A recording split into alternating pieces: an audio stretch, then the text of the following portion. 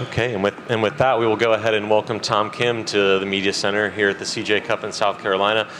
Tom, your third start of the season, obviously having won in Las Vegas a couple weeks ago to really get your season started off strong. Just trying to talk about how you want to continue that momentum here at Congaree this week. Yes, I mean, obviously, having my title sponsor as an event is really special, and obviously with a win in Vegas, I would love to kind of have a good week here. It means a lot to all Koreans playing this week, and hopefully I can do something special this week and have a good week. This is obviously a golf course that not many people are familiar with.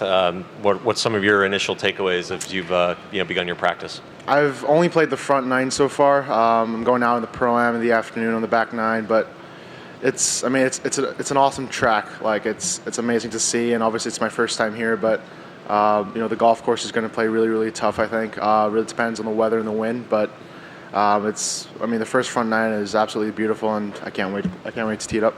Perfect. All right, with that, we'll go ahead and open up for questions. If you have a question, just raise your hand, and we will get a microphone over to you. We can start right here with Doug. Tom, winning is great, but I'm curious if you can distinguish between the meaning, the feeling, the significance between Greensboro and Vegas. Yeah, so Greensboro I think it was my first win, and I didn't really have a chance. Like, obviously, I secured my card for next year, but I wasn't going to be able to play the playoffs. But so that first win really kind of secured my season for 1 or 2 years, and obviously getting to the playoffs. But so it kind of hit me really hard. Like, it was kind of more of like a relief, saying, okay, now we got a few years on tour, and now I have a place to play. But I feel like in Vegas, it was more of like, okay, after the first win, can you repeat another good win, or like, can you have a good season? And I feel like obviously coming off the President's Cup, obviously battling out with Patrick, it was a great battle, and kind of the win in Vegas was, for me, it was just like, okay, I can kind of prove myself as I can do it twice, not once. So that was pretty special for me. Okay, just go to Haywan. Tom, just Rory mentioned that you guys played together in Delaware. Can you just tell me about that? How the experience was? How it was like? Yeah, it was the first time for me to kind of see Rory in action and on the course, and he's a different person, really. He's an amazing ball striker. Obviously, everyone knows he's an amazing driver of the golf ball. So obviously, I had a few nerves for the first few holes, but kind of obviously talking to him a little bit more got me into kind of being more comfortable around him, because obviously he's someone I looked up to ever since I started golf. So it's going to be a really fun first couple of days for me. It's going to be a great experience, and I'm really looking forward to it. Gary? Tom, we know, you've talked about how big the President's Cup was for you. You're still wearing the wristbands that Trevor gifted the team. What's that small memento mean for you, and why do you continue to wear that in these weeks after the President's Cup? Yeah, the reason why I have the wristband is sometimes, like, I just like to kind of remind myself of how the week was and what my mindset was for the week, because it was my first time being in a team environment and feeling of what I felt for the week of playing for my teammates more than myself, and just kind of keeps me humble and kind of just keeps me grounded. And obviously, I would love to play a lot more for the international team. It's gonna, hopefully, I have a lot more opportunities. So. Obviously, with a towel, it's just a reminder of what I felt that week.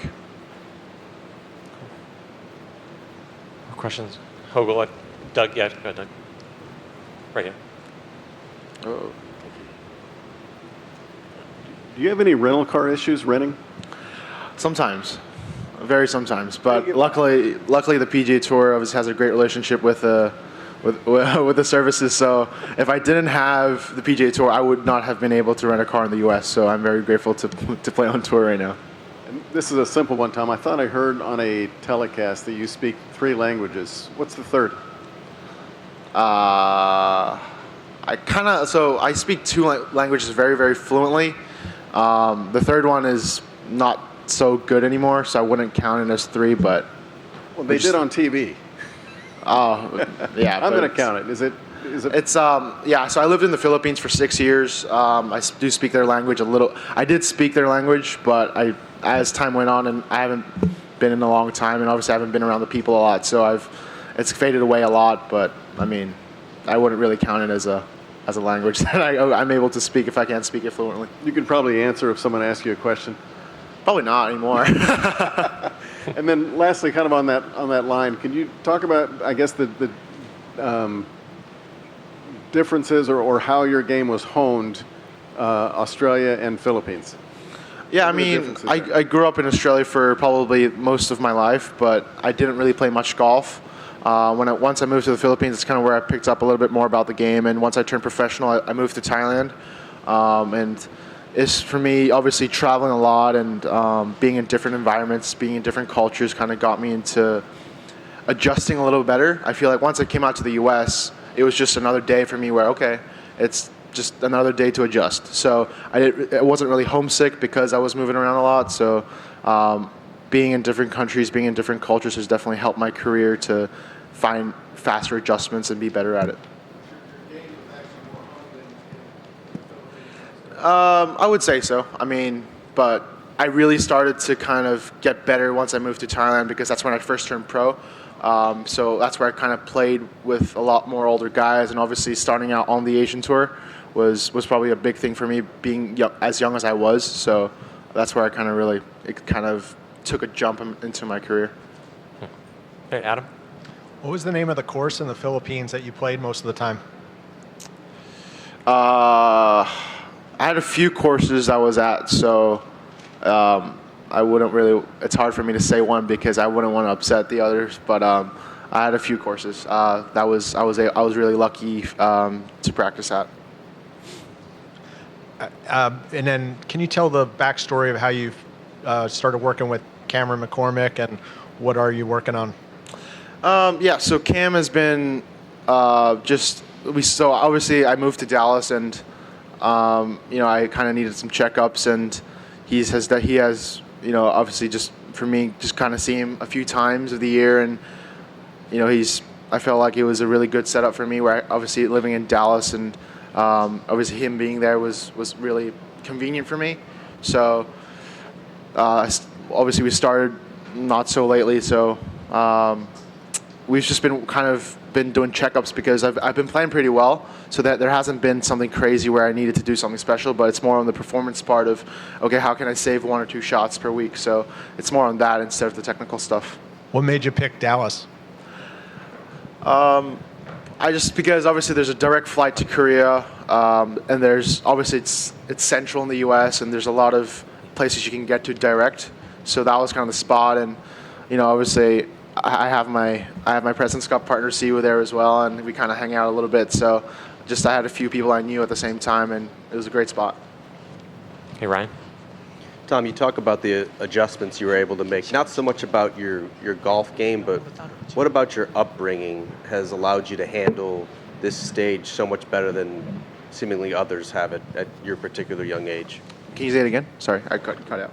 Not about your golf game, but what about your upbringing with your family has allowed you to handle this stage better than others have it at the ripe age of 20? I think it's huge. Outside of golf, I feel like family is probably the most important thing in life, and my family has been very supportive for me, and obviously they travel a lot with me, so I don't, I spent I think 2 months this year where I traveled alone, and I did miss family a lot, so having them with me all the time makes me feel at home wherever I am in the world. And obviously with the mental part, sometimes it's hard to kind of keep a straight head, 365 days a year. So whenever I get a little off or have some questions, obviously I can lean towards my family and having them as, basically giving me advice on everything. And so I'm still 20 years old, so I still got a lot growing up to do. And, for them to kind of stick by me at all times is kind of special. So it's probably probably 90% of the reason why I'm here today. Okay. Anybody else? Hey, Doug, real quick. Yeah. Do you ask a lot of questions? I do. A lot of questions. How did that come about? Towards my family, or? No, why are you, what makes you so curious, I guess? I don't know. I think it's I'm very curious about how the mind works, and obviously with golf, I've grown up watching these guys, and I'm such a fan. So hopefully I'll be able to concentrate on my golf this week. Obviously playing with Ricky and Rory. So it's just kind of who I am. I'm curious. I always want to get better, whether it's golf or it's life. I want to develop as a person and as a golfer. So it's just kind of in my DNA.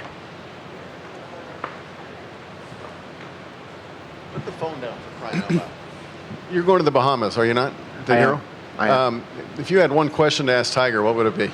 It's impossible. I Give it a shot. I ask a lot of questions, so for me to ask Tiger one question is probably the one things that I probably won't be able to do in life. Yeah.